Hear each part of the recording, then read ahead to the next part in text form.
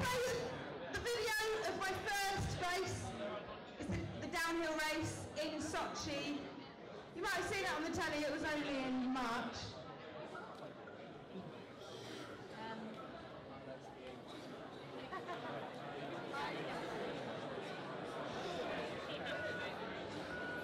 34-year-old from Warwick, Anna Turney, is out of the gate and on course. Her husband and physio Peter Walton back at home watching this so closely on the TV.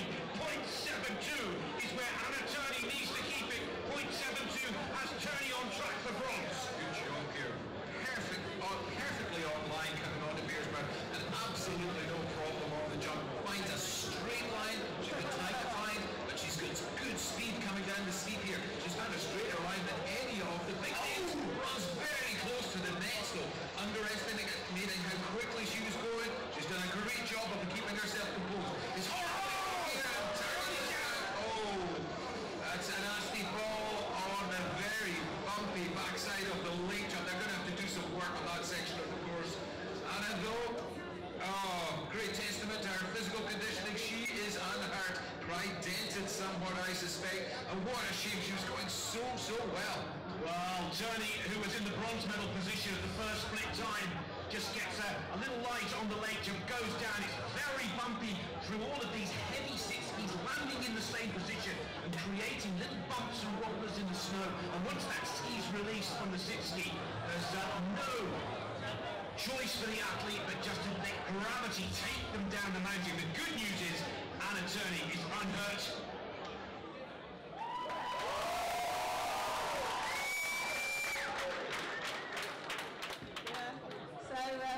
Didn't quite go to plan. 65 miles an hour I was going when I crashed in the downhill in Sochi. Quite high speed. The physiotherapist said to me, Anna, I'm not saying you're not feminine, but you're definitely robust. And I put that down to the training I've done in the gym. So I haven't always been a wheelchair user. I grew up able-bodied, I went to uni, had loads of fun. Tonight has reminded me of how cool it is to be a student. Enjoy it while you can. Here's to being a student. So when I was a student, I played hockey for... and then I joined the snowboard club.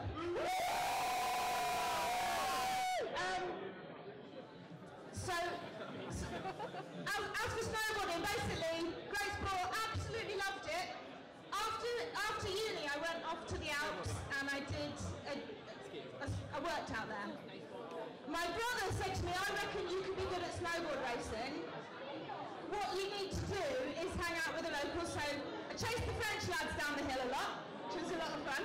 And wasn't too bad at it. And then they had the British Nationals in the next door resort. And I thought, what the heck, let's have a go.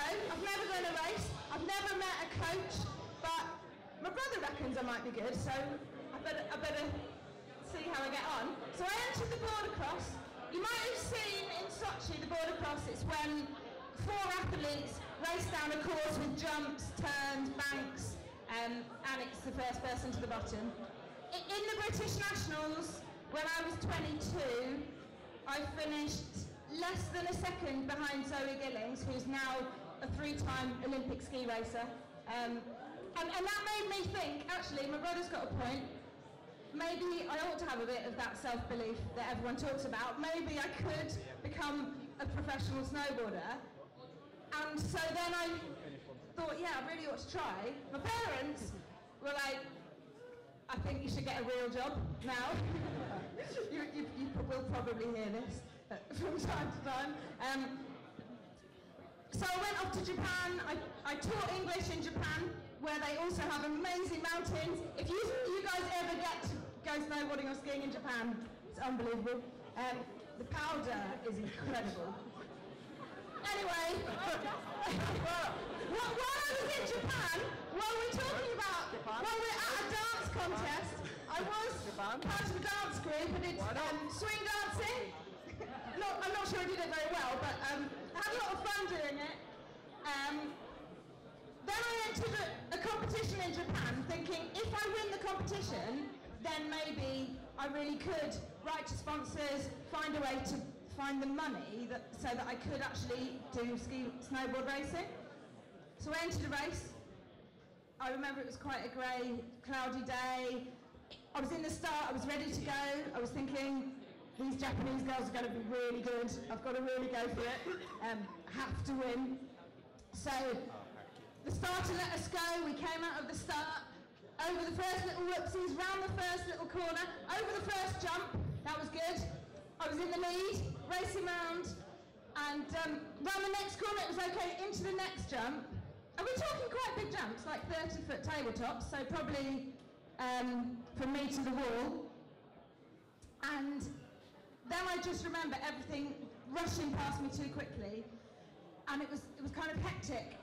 And I took off for the next jump, and the next thing I knew, I was lying on my back, looking up at the sky, and my friend was near me, and she was trying to help me see if I was all right. And I said, "Can you take my snowboard off?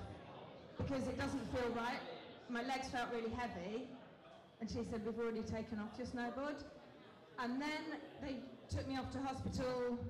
I woke up the next day, and the doctor said to me, "You've had a bad accident, you've punctured a lung and got some concussion, but you've also broken your back, about belly button height, and because of that," he said, "you've got 98% chance that you'll never walk again."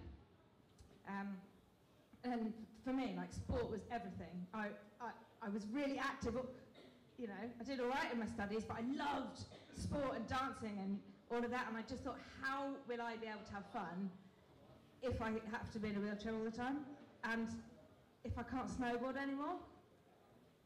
And then a friend came to visit me from Canada, and he showed me this picture. That's all right. And, well, I mean, does that look fun? Yeah, that's what I thought. And I spoke to this guy.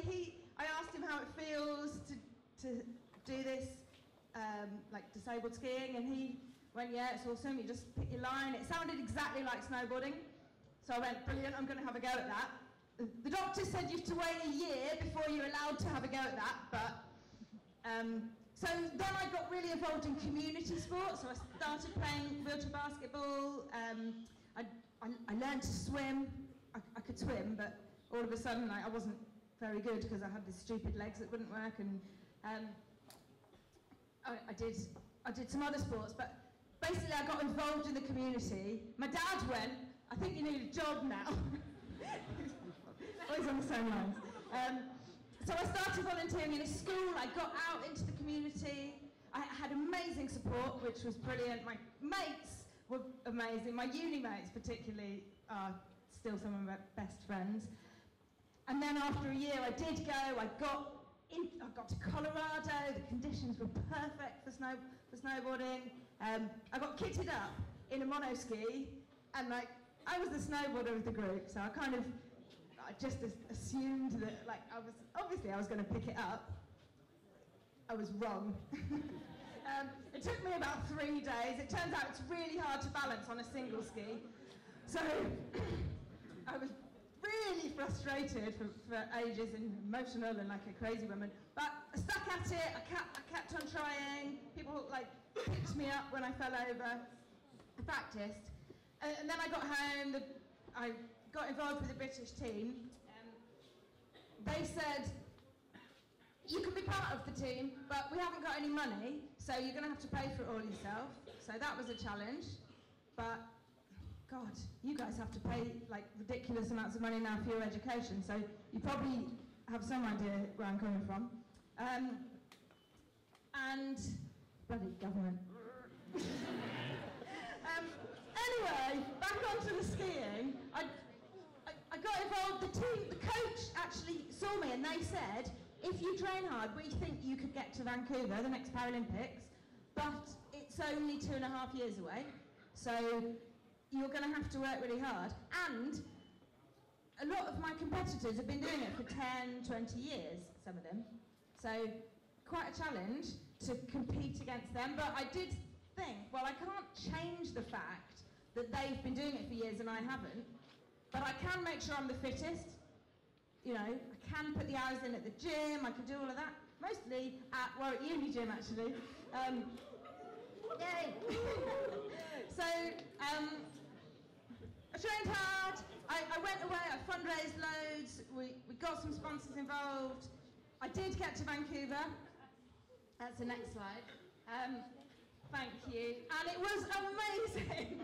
I can't tell you, like, the buzz, the whole excitement, having the GB kit, you know, being part of it. Although I do remember saying to the sports psychologist who was with us, I feel a bit out of my depth. Like, everybody here has been doing this for longer than me. And I'm the newbie. I feel like I shouldn't really be here. And he said, well, you've been selected for a reason. And I mean, that goes for anything. You know, if you get a job, you feel a bit out of your depth to start with, but they gave you the job because they think you can do it. And he said, well, you've got a job to do, so you better get on and do it, basically. So I did that in the slalom. It's a 2-run race. So I did the first run, wasn't too bad. I was ranked 16th. At the end of the first run, I was in 10th position. I then went down, we had a couple of hours. I spoke to one of my brothers on the phone. He said, oh, dude, I've just seen you on the on Eurosport. Like, nice. And then he basically said, just go for it. You've got nothing to lose. Give it everything. And so I did that. They reversed the order. So I skied down. For a little while I was in first place. So yeah, result, nice. But I then got knocked down to 6th place. But I knew that was the best run I could have ever done. It was brilliant. I was stoked about that. That for me, that was an amazing thing to be part of. And it made me think, I want to go to Sochi. So there was still no money, so it was still a massive financial challenge. So I got out into the community in Warwick and around, and I went like, hey, this is me, this is what I'm trying to do. I really put myself out there, got someone to write my website. Like, it's amazing. People will do stuff for you, especially if it's like a charitable thing. You've just got to get out there and ask them. So that was brilliant. I got some good results. I got 6 World Cup medals, 2 of which were silver.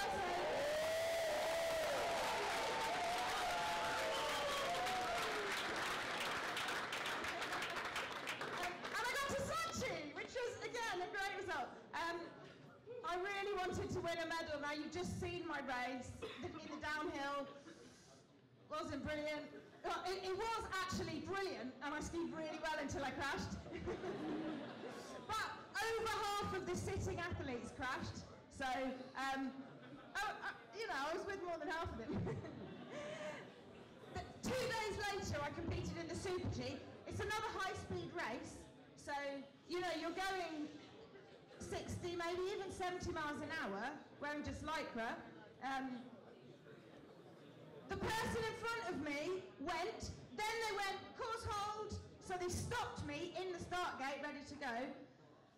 The coach, my coach on the radio was going, oh, nothing to worry about. Here's this crazy, angry redhead Scot. Nothing to worry about, I won't do the accent, but then we saw the helicopters going over, we heard the Americans on their radios going, oh, trouble. And so, at that point, I was going, oh, rubbish, person in front of me has crashed. Then they go, right, a minute to go. So I'm warmed up, I'm ready to go, I'm pretty pumped. I know that 2 days ago I've had a massive crash on this. It's really bumpy, but I was just trying to think, look ahead, focus, relax, breathe. The starter said go, I went out at the start, that was pretty good, it wasn't too bad. I went over, there were 3 blind bits, so it was really quite a complicated course. Got to the bottom, I was in 2nd position, so on the podium, but I knew I held back a little bit. Next person after me, skied down, they had a massive crash. They got helicoptered off. Then, the next person came down, knocked me into 3rd place, still on the podium, and finally, another person came down, and I finished up 4th. And that's probably the worst place you could finish. And then I had to go through that whole interview thing they make athletes do when they've just lost. And like, you know, you guys all know how it is to lose because you're all sports people. She went, the woman went, so, just how frustrating is it to just miss out on a Paralympic medal? At which point I totally lost my cool and I kind of went, pretty frustrating. And she went, are you really disappointed? And I was like, are you for real? And then my husband that night went, and I think you could be a little bit less short with the interviewer next time. No. So I did the next 2 races. I finished 6th and 8th in the slalom and the giant slalom. Came home from Sochi, and I just missed out on winning. And to be fair, I thought to myself, how can I like talk to young people going to schools and unis and stuff like that, and talk about like setting goals and working hard and like you can achieve anything when I've just failed to achieve mine. But actually, last night I was at the West Midlands Sports Awards, and there was this guy who was a former clown, and then he worked for Stoke Football Club for ages, basically being like clowning around. But that was a terrible joke. I'm sorry. And then he said, when he was asked, like, how come you're not depressed with life? Like, how do you be so happy all the time? Like, we all have tough times. You know, everyone in this room has difficult times sometimes. Like, life isn't always sweet, is it? But I think if you can look ahead, somehow maybe you can remain positive. But I was struggling with it because I hadn't won. And the clown said, just be happy. Just decide to be happy.